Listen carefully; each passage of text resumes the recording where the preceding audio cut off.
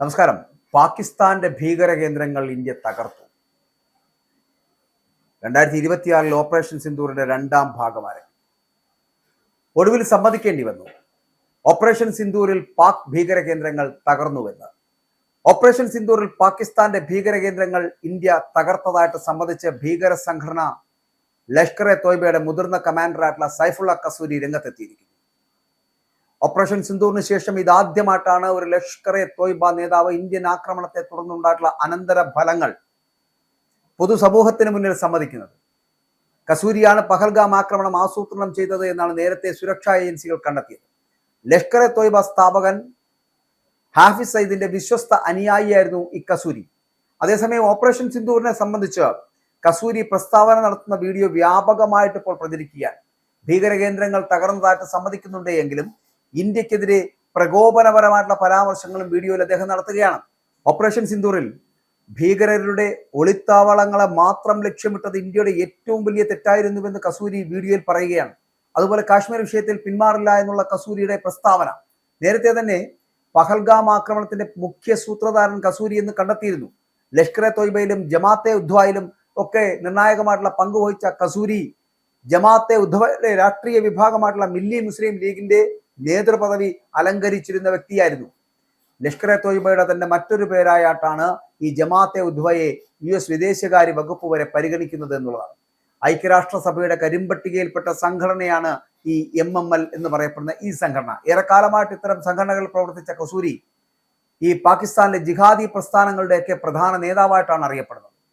പഹൽഗാം ഭീകരാക്രമണത്തിന് മറുപടിയായിട്ടാണ് ഓപ്പറേഷൻ സിന്ദൂർ എന്ന പേരിൽ പാകിസ്ഥാനിലെയും പാക് അധീന കശ്മീരിലെയും ഭീകര കേന്ദ്രങ്ങൾ ഇന്ത്യ തകർത്തത്. ഭീകര കേന്ദ്രങ്ങൾക്ക് നേരെ ഇന്ത്യ മിസൈലുകളും ഡ്രോണുകളും ഉപയോഗിച്ചാണ് അത്തരത്തിലുള്ള ആക്രമണങ്ങൾ നടത്തിയത് എന്നുള്ളതാണ്.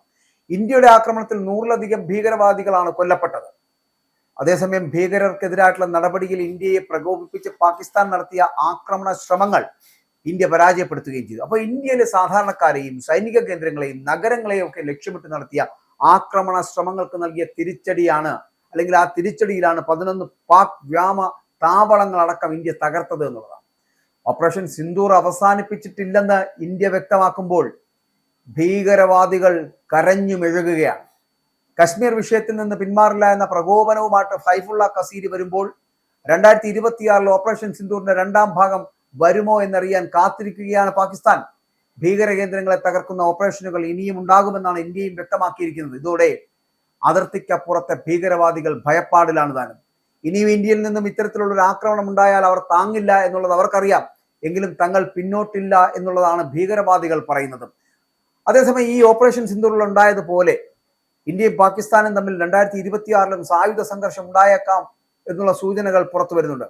US തിങ്ക് ടാങ്ക് ഗ്രൂപ്പിന്റെ മുന്നറിയിപ്പും ഇതിനകത്ത് എത്തപ്പെട്ടിട്ടുണ്ട്. ഇരുപക്ഷത്തുമുള്ള സൈനിക തയ്യാറെടുപ്പുകൾ ചൂണ്ടിക്കാട്ടിയിട്ടാണ് കൗൺസിൽ ഓൺ ഫോറിൻ റിലേഷൻസ് പുറത്തിറക്കിയ റിപ്പോർട്ടിൽ ഇക്കാര്യങ്ങളൊക്കെ സ്ഥിരീകരിക്കുന്നത് എന്നുള്ളതാണ്.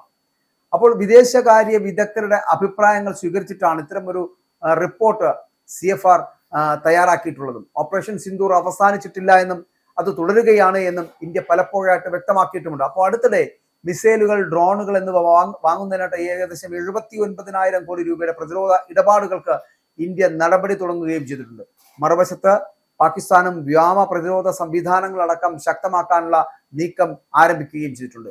2026 ഇന്ത്യക്ക് പുറമെ അഫ്ഗാനും പാകിസ്ഥാനെ ലക്ഷ്യമിടുന്നുണ്ട് എന്നുള്ളതാണ് CFR റിപ്പോർട്ടിലുള്ളത്. ഇരു രാജ്യങ്ങളും തമ്മിൽ സായുധ സംഘർഷത്തിന് 2026 സാധ്യതയുണ്ട് എന്ന് പറയപ്പെടുന്നു. ഇരു രാജ്യങ്ങളും തമ്മിലുള്ള 2600 കിലോമീറ്റർ നീളമുള്ള അതിർത്തിയിലെ തർക്കങ്ങളും അഫ്ഗാനിസ്ഥാനിൽ നിന്നുള്ള ഭീകരാക്രമണങ്ങളും പാകിസ്ഥാൻ ഭീഷണിയാണ് എന്നുള്ള കാര്യത്തിൽ തർക്കവുമില്ല, അതിൽ സംശയവുമില്ല.